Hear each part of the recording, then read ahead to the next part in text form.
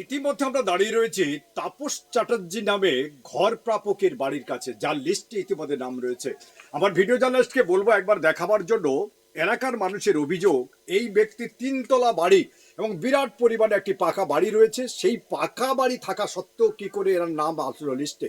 তাদের আরো একটি বড়জোর অভিযোগ উঠেছে, তাপস চ্যাটার্জি নয়, এই এলাকায় প্রচুর বাড়ি রয়েছে যাদের পাকা বাড়ি, বড় বাড়ি, তারাও তাদের লিস্টে নাম আছে। কিন্তু যারা অসহায় গরিব ছোট বাড়িতে থাকে, মাথার উপরে ছাদ নেই, তাদের নামের লিস্টগুলো বাদ রয়েছে। তাদের আরো একটি অভিযোগ, বিজেপি করার অপরাধে কি তাদের নামগুলো বাদ দেওয়া হয়েছে?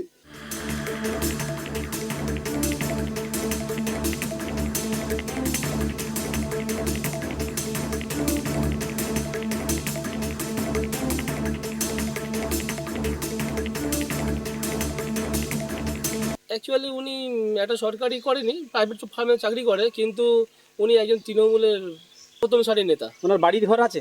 উনি নিজস্ব ওনার তিনতলা বাড়ি, আমার যতটুকু জানা আছে। তো উনি নাকি এই যে আবাস যোজনায় তালিকায় নাম উঠেছে। এটা হওয়ারই ছিল, কারণ উনি তৃণমূল করে, সিরিয়াসে ঘরটা ওনার প্রাপ্য। কারণ তৃণমূল যারাই করে তারাই ঘর পাচ্ছে, বাকি যারা অন্য রাজনৈতিক দল করে বা বিজেপি করে তারা বঞ্চিত হয়েছে। এমন অনেক ব্যক্তি, শুধু তাপস চ্যাটার্জি নয়, এই শ্যামবাড়া বুথে অনেক ব্যক্তি এমন আছে তারা তৃণমূল করার জন্যই ঘরটা পেয়েছে। পাকা বাড়ি থাকা হ্যাঁ, এমনকি পঞ্চায়েতে চাকরি করে তারা সবাই পেয়েছে, এমনকি ডাক্তারবাবু তারাও পেয়েছে। বিভিন্ন রকম মানুষ অনেক ভালো ভালো কর্মের সঙ্গে যুক্ত আছে, তারা ঘর পেয়েছে। কেন, কি ভয় পেল? পেয়েছে তারা তৃণমূলই করে, তাই তৃণমূলী দলের সঙ্গে সমর্থন করে, সেই হিসেবে পেয়েছে। বঞ্চিত হয়েছে কারা? বঞ্চিত যারা বিজেপি করে, অন্যান্য যারা গরিব মানুষ, যাদের কাঁচা বাড়ি আছে, যারা দলের সাথে ঘুরে বেড়ায়। দেখুন, আমি যেহেতু পাইনি, এখানে পাইনি এমন কেউ নেই। যারা অভিযোগটা করছে, এই পাড়া দিয়ে আপনি যদি ঘুরে আসেন দেখবেন অনেকেরই দোতলা বাড়ি, তিনতলা বাড়ি, তারা অনেক সুবিধাই পেয়েছে। সেহেতু আমি যেহেতু কোনো সুবিধা পাইনি, সেহেতু আমিও কি চাইবো না আমি একটা সুবিধা পাই? এবার এর মধ্যে অনেকেই আছে, কেউ একবার টাকা পেয়ে গেছে, সেখানেও তার নাম এসছে। সেটা আমরা যাবো সেখানে না, যেহেতু আমি একজন গরিব মানুষ, আমি চাইবো কোনো মতে হয়তো আমি করে ফেলেছি, বাড়িটা আমার প্রয়োজন ছিল, ছেলেপুলে আছে, কিন্তু আমি তো চাইবো আমি কোনো সরকারি সুবিধা সবাই যেমন পাচ্ছে আমি তেমন পাই।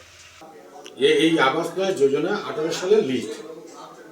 18 সাল থেকে অদ্যাবধি যেটা কেন্দ্র এবং রাজ্য সরকারের যৌথ ব্যবস্থা আবাস প্লাস যোজনা যে ঘরগুলো দেওয়া হয়, কেন্দ্র যখন পশ্চিমবঙ্গ সরকারকে এবং আমাদের মামাটি মানুষ সরকারকে পুরোপুরি টাকা থেকে বঞ্চিত করলো, সেই 18 সালের লিস্ট একবার 22 সালে কাট অফ হলো।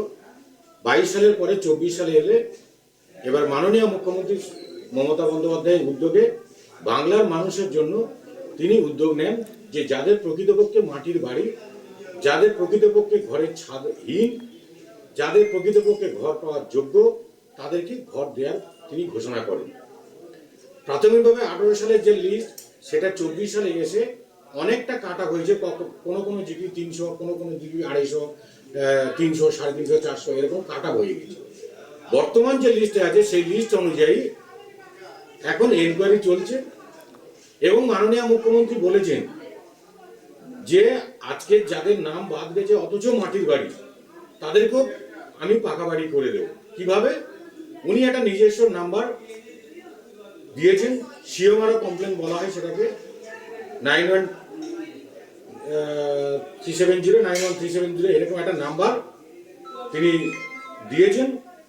সেই নাম্বারে কমপ্লেন করলে তাদের নাম এন্ট্রি হচ্ছে এবং সেটা সরাসরি বিডিও অফিসে আসছে, এসে তাদের নামেও কিন্তু ঘর পাচ্ছে।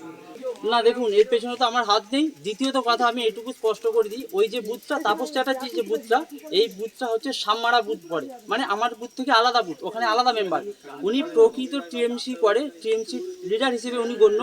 তাই ওনার তিনতলা বাড়ি থাকা সত্ত্বেও উনি ওনার কাকা সম্বন্ধের ঘর দেখিয়ে সেই ঘরটা উনি পাস করিয়েছে সরকারি আবাস যোজনা, যাতে তালিকায় ফাইনাল লিস্টে ওনার নাম আসে।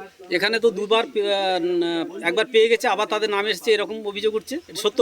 হ্যাঁ, এটা একদমই সত্য। কার? এখানে শুধু টিএমসি যারা করে তাদের দেখে দেখে তাদের নামগুলোই রাখা হয়েছে, যারা বিজেপি করে সেই দেখে দেখে সেই নামগুলো কাটা হয়েছে। সরকারি আধিকারিকদের কাছে আমার একটাই অনুরোধ, আপনারা একবারের জায়গায় দুবার তদন্ত করুন, দরকার পড়ে খালি চোখে না এসে চশমা পরে আসুন।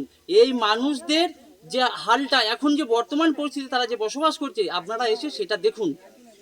কিন্তু কেন এই বাদ দেওয়া হলো, কেন এই বৈমাত্রীয় সুলভ মনোভাব, সেটা নিয়ে জানবার জন্য আমরা যখন এই তাপস চ্যাটার্জির বাড়িতে এসেছিলাম, সেই ব্যক্তি না থাকলেও তার স্ত্রী কিন্তু পরিষ্কারই জানিয়েছেন তার স্বামী একদম প্রাইভেট ফান্ডে কাজ করেন, কষ্ট করে এই বাড়িটিকে তৈরি করেছেন, তিনি সরকারি ঘর পাচ্ছেন, তার জন্য মানুষ বাধা দেবার কেন? কিন্তু প্রকৃত যারা সরকারি ঘর পেয়েছে তাদের অনেকের ছাদ আছে। এখন দেখার এই তাপস চ্যাটার্জি সহ কোনো ব্যক্তি রয়েছে তারা এই ঘর পাবার যোগ্য কিনা। দক্ষিণ 24 পরগনা থেকে গোপাল শীলের রিপোর্ট, ট্রাইব টিভি।